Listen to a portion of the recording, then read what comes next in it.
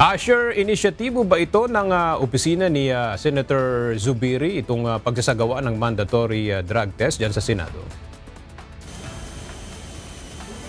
Yes, Aga, mismong si Senate Deputy Minority Leader Juan Miguel Zubiri ang nag-voluntaryong manguna sa pagsasagawa ng mandatory drug testing sa kanya mismong opisina.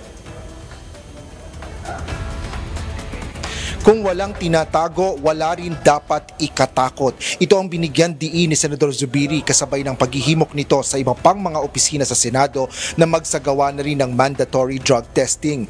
Mismong ang Bukidnon Solon pa ang naunang magpa-drug test habang kinumpirma nito na lahat ng kanyang 35 staff ay sasailalim rin rito. Ayon sa mambabatas, sa tulong ng accredited laboratory ng Senate Medical Bureau, kukunin ang kanilang urine samples para sa 5 pinagbabawal na gamot.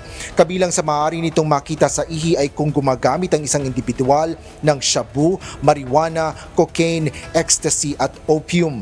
Bagaman marami anyang nagsasabi na hair follicle ang gawin, ay wala itong ganitong kakayahan sa ngayon.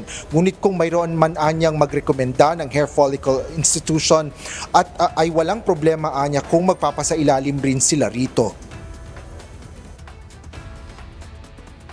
Kung lead by example, dami nagsasabi na may nagdodroga dito sa Senado, kaya sabi ko, dapat ako at staff ko ang unang magpa-test para sa pinagbabawal na gamot.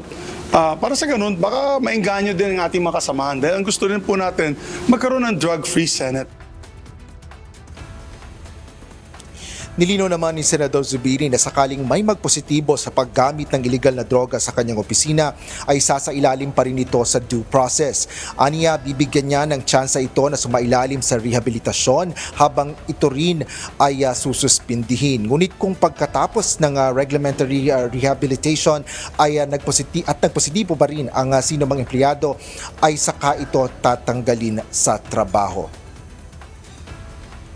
Aga, ayon rin kay Senador Zubiri ay nakausap na rin ito sina Senate Minority Leader Vicente Tito Soto III, gayon din si Senador Loren Legarda at aniya kinumpirma ng mga naturang Senate Minority members na sila rin ay magsasagawa ng drug testing sa kanilang mga opisina. Noong Sabado naman ay nagpadala ng sulat si Senador Soto kay Senate President Francis Cheese Escudero upang hilingin nga ang pagsasagawa naman ng mandatory drug testing sa buong institusyon. Yan ang latest dito sa Senado. Balik sa'yo, Aga. Maraming salamat, Asher Kadapan Jr.